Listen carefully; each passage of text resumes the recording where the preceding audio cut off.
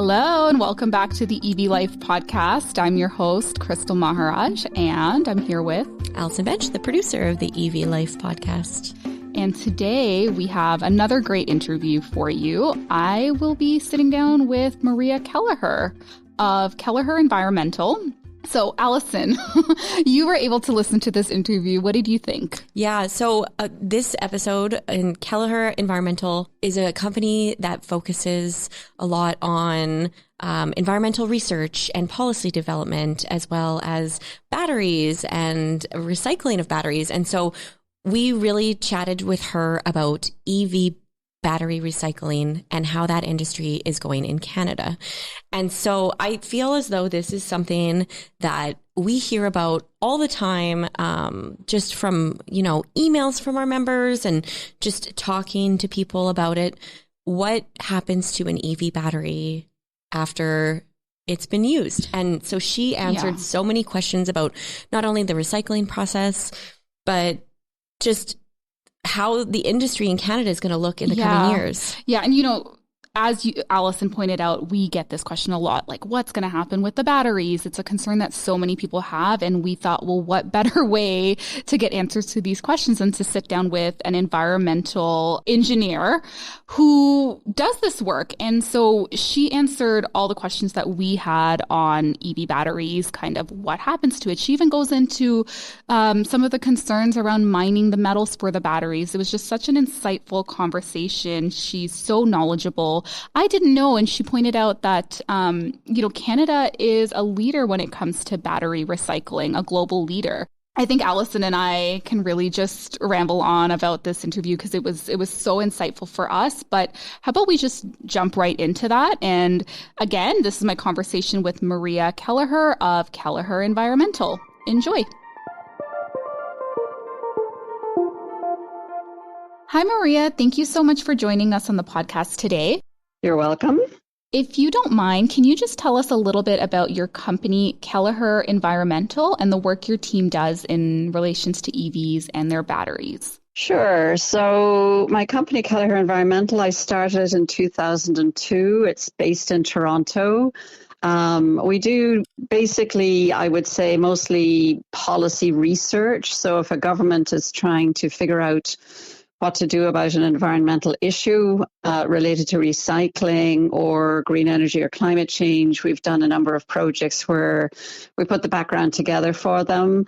And then based on the information we gather together, they're able to say, oh, we need to develop policy on this or that. So it's really policy research leading to regulation or government policies. Mm-hmm. So on the EV battery side, the first project we did was way back in 2015. So 8 years ago, the CEC in Montreal was concerned about the growth in the sales of, at the time, mostly hybrids, but battery electric vehicles were coming. And they said we need to have environmentally sound management of the batteries from these vehicles. So that was the first project we did.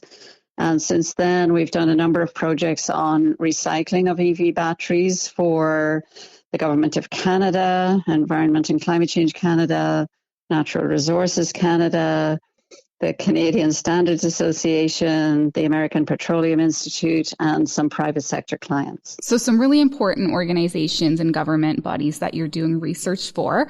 Can I ask how you got into this field? Well, my background is I'm an environmental engineer by training, and I got into the recycling business generally about 30 years ago.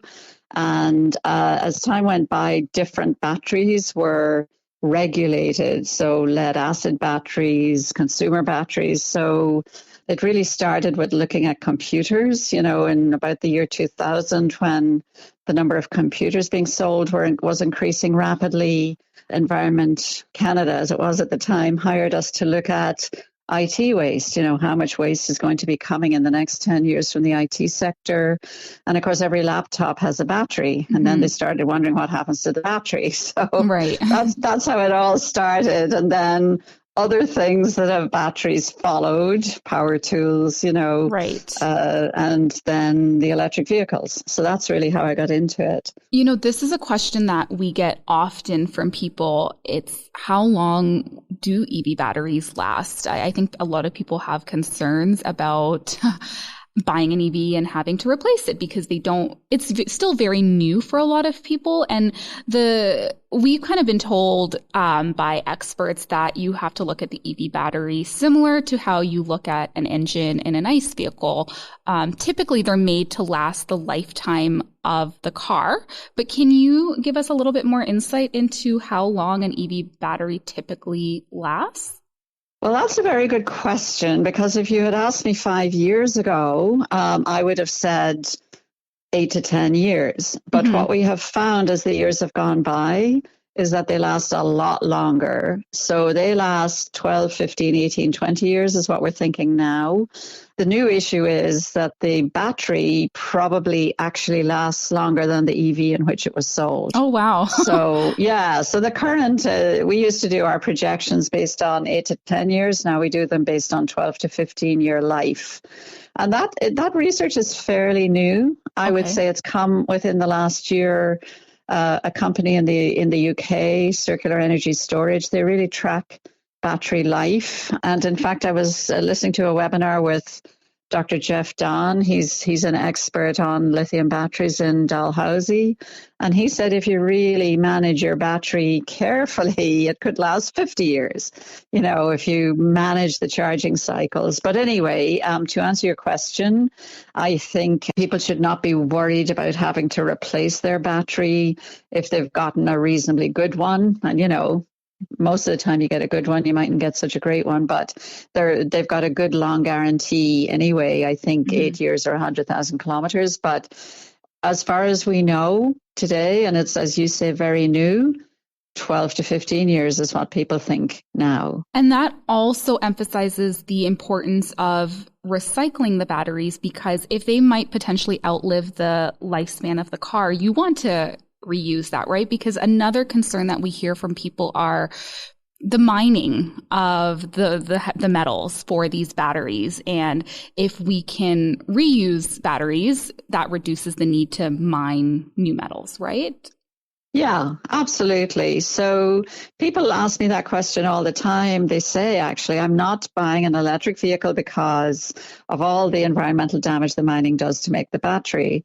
And I say, well, you need to look at the lifespan of the vehicle. So when the first day you drive it, yes, you've taken on environmental burdens to get the lithium and nickel and cobalt and everything out of the mine and to make the battery. But the research is that once you've driven that electric vehicle 30,000 kilometers, you're way ahead compared to an ICE vehicle in terms of environmental impacts, because, of course, taking oil and gas out of the ground also has an impact. So when you look at the full life cycle, 30,001 kilometers, you're home free. Like you're equal, and then you're way ahead because you're not burning fossil fuels.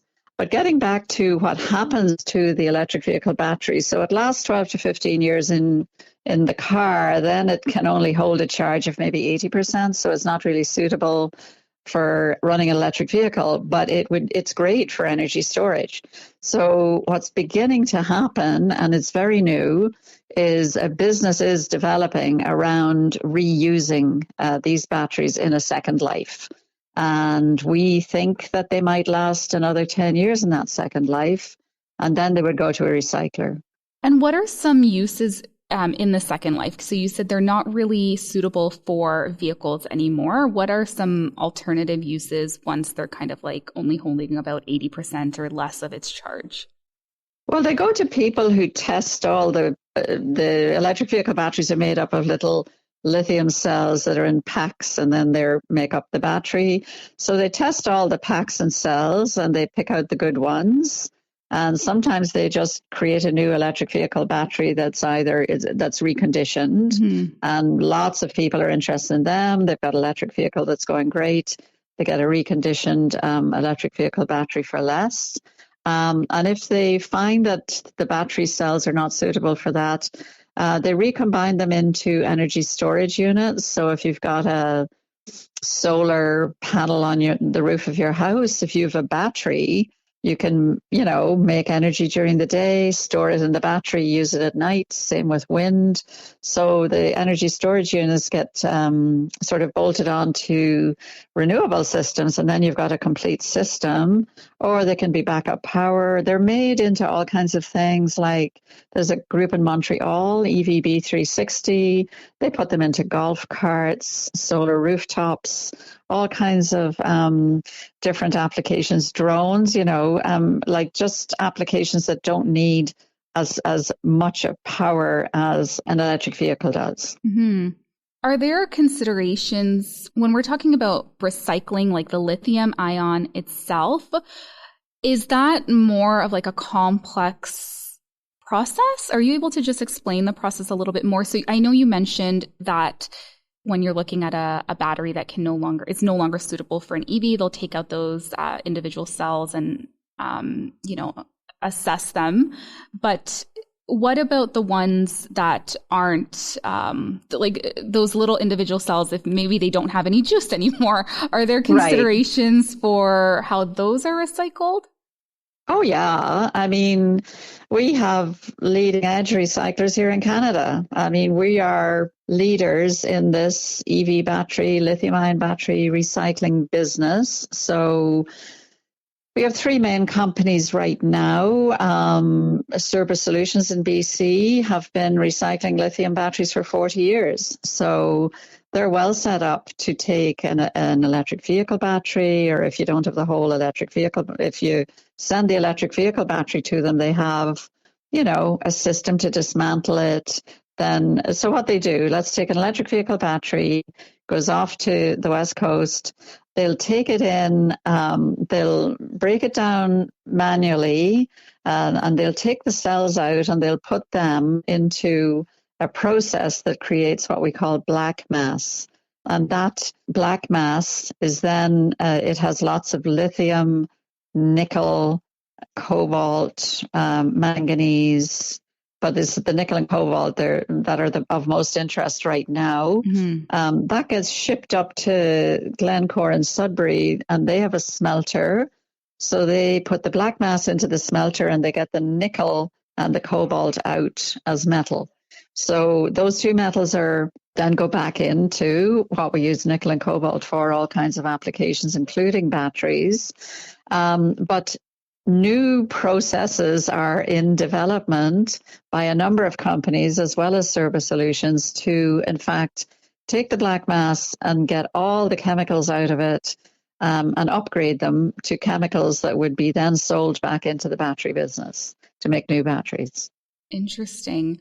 I didn't know that Canada was sort of like leading in. I say that every chance I get. Canada is a leader. Yeah.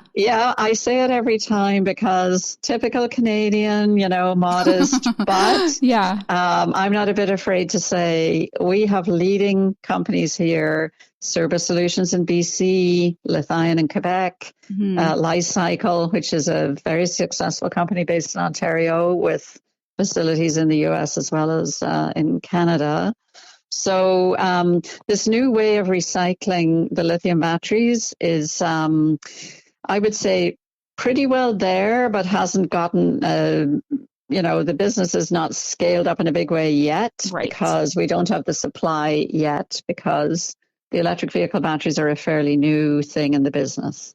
So as more people begin to adopt EVs, what needs to happen in the industry to ensure that we're properly recycling these batteries and not letting them go to waste or, becoming environmental hazards? Well, first of all, there's no way they're going to go to waste and become an environmental hazard because there's too much valuable material in them. So probably a few $1,000s worth of valuable metal. So people used to say to me, they'll get dumped on the side of the road, worried about illegal dumping, they'll go in landfills. And I say none of that is going to happen. Number one, they weigh a half a ton. Some of them weighed 500 kilos. So it's the weight of a bear, right? So you're not going to tip it out of the back of the pickup truck on the side of the road because it's way too heavy. So I think what people are finding, like auto recyclers are beginning to get them in. People say, look, I'll take the battery because I need to run some lights on my construction site, and they'll be fine for that. You know, you charge it up and then you've got your electricity at night. Right. So I think what needs to happen, we do have the recyclers. We have 2 companies that reuse and recondition and repurpose electric vehicle batteries today in Canada, one in Montreal or outside Montreal and one in BC. So I think what needs to happen is happening. The governments are watching electric vehicle batteries. They're doing a lot of research on what's the best way to regulate the management of these batteries. I think one of the issues is, how do you track a battery if it was in an EV for 12 years and then it's gone off into a second life? How do you keep track of where it goes? And in fact, in Europe, they have a new EU regulation which has got a battery passport, where that's interesting. Every cell in the battery has a digital passport. Do you think that's something we'll adopt in Canada soon? Well, we'll see how it goes in Europe. You know, it's not, I think it's being tested right now, but the reason for the battery passport, I suppose, partly was to check the provenance of the material that goes into the battery. Like, where did this material come from? And one of the concerns, of course, is that the cobalt, some of the batteries have, not all, but the cobalt comes from the Democratic Republic of Congo. Yes. People had concerns about child labor and you know, not good environmental practices there. Right. And so the battery passport would say, no, this cobalt didn't come from the DRC, it came from Canada. So that was the idea. The last time I listened to a presentation on it about a year ago was a German company that were beta testing it to see how it would work. So I would say it's a wait and see to see how it works. So I would let that one for a while and just see how it goes in Europe. So was it really started just for peace of mind, so people aren't, I guess, worrying about if the metals in the batteries in their cars are mined ethically? Yeah, that it's really, you know, ESG requirements, environmental, social governance concerns among companies and consumers are saying, you know, we really want this to be circular economy, sustainable resources that meet all these social goals like social equity, environmental laws, all that bundle of concerns go into the battery. But the EU battery regulation has a lot more requirements. The battery passport is only one of them, but they want recycled content in their batteries. They want the batteries designed to be easily reused, repurposed, and on and on and on. There's a big whack of requirements now for people putting batteries on the market in Europe. Right. Interesting. And it'll be interesting to see if Canada adopts some of those regulations. I know Europe is quite a bit ahead of us in terms of adoption of EVs. And so I feel like, as you kind of pointed out, we watch and see what's happening over there and then.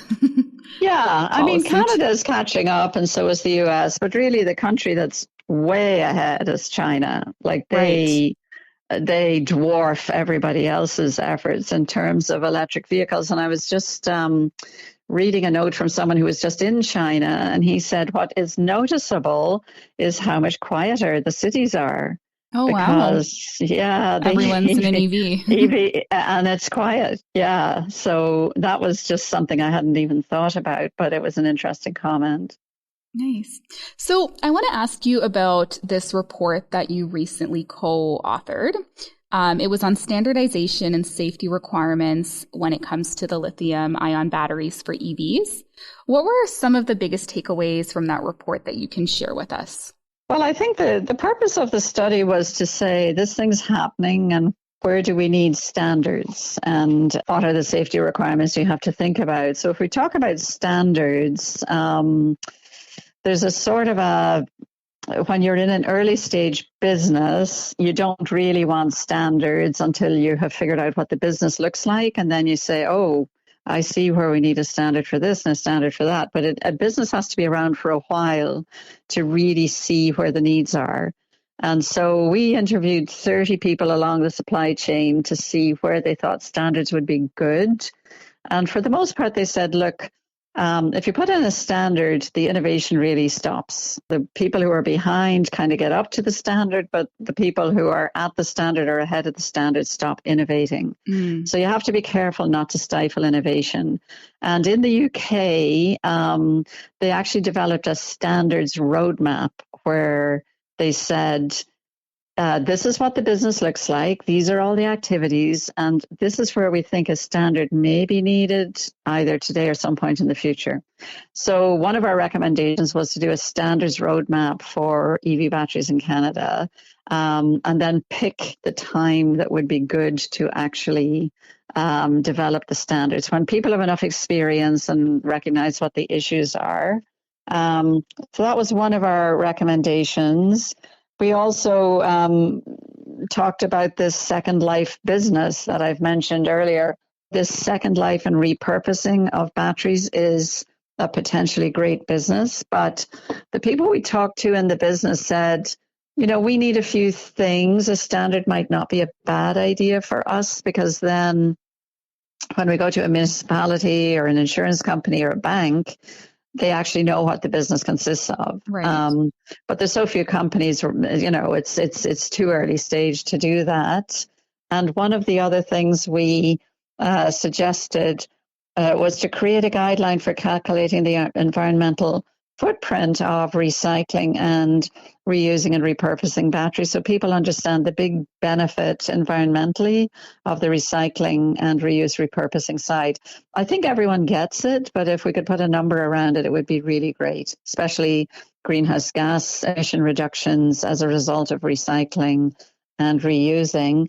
Right. And then the other thing we said would be good would be if a publicly available projection of how many end-of-life batteries we're going to have for the next 30 years, roughly, was done. And the reason for that would be so that companies could see how big the market is going to be 10 years out, which of course, 10, 15, 20 years out.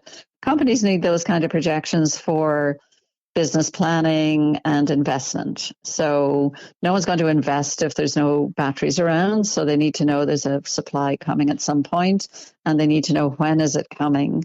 And the complication with this issue is that the batteries have a long life to start with. Yeah, longer than you initially thought, right? Way longer. So from the day they went on the market, we have to figure out when are they going to be truly dead and ready to be recycled.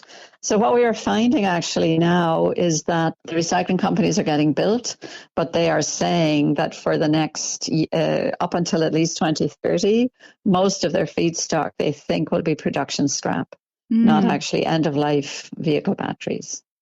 Interesting. So that's why in your report, you have the end-of-life EV lithium-ion battery projections for 2050. So that makes sense now. That date makes sense, because I was kind of wondering why there weren't projections for, say, 2026, 2030, like, a little bit sooner. Oh, yeah. I mean, you can develop them. They're a small number because, of course, you don't see you have to count the day. Okay, so EVs really only started getting to be big in number in about 2020. So you have to count out, okay, I put it on the market in 2020. It might be end of life 2032, and it might, last another 10 years, 2042. That's not the case for all of them. So any modeling you do has to count, okay, some of them, 2% of them, a certain number are in car crashes. So if they're not that damaged, you can use them again. Or you recycle them for sure, even if they've been in a fire. And so you have to count out all the pieces that get taken out of the system one way or another. So you need to plan out for many years into the future for investment. If you are in a collision with an EV, are the batteries still able to be recycled? Especially if there is a fire from that collision, can you still reuse elements of the battery? The recyclers tell me it can be recycled. If it's in a fire, definitely, as far as I understand it, you're not putting it in another vehicle because it's been damaged. So. Okay. So people, as you probably know, are extremely careful about lithium-ion batteries because occasionally they'll short circuit. So people are hyper careful about how they use them. Okay. Well, thank you so much for this interview. I feel like I've learned so much just from talking to you, and I'm sure our listeners appreciate this because you really covered a couple topics that we've heard are big concerns for people, right? And it's like what happens to the batteries, right? That is a big concern for people, how they're going to be recycled. And also you kind of touched on some of the ethics around the mining of it. And I think this has been such a helpful interview for myself, and I'm sure for our listeners as well. Oh, well, that's great. I mean, the main message I get across is don't worry about what happens to the battery. It will be looked after by somebody because number one, it's extremely heavy. And number two, it has a lot of valuable metals in it. Well, thank you once again. And if our listeners would like to find your reports and get in touch with you, what would be the best way for them to find you? Oh, if they go on my website, Kelleher Environmental, all the reports are there with links to the reports that are public. We'll link to that in our show notes. Thank you so much. Thank you so much for listening to today's interview. If you have thoughts or questions about our conversation, you can always connect with us in the EV Life group on the AMA mobile app. So just download the app and join our group. And Allison and I are always in there and happy to answer your questions or just chat with you. As always, make sure that you're subscribed to the podcast wherever you listen to your podcasts, and you'll never miss an interview. We'll talk to you next week.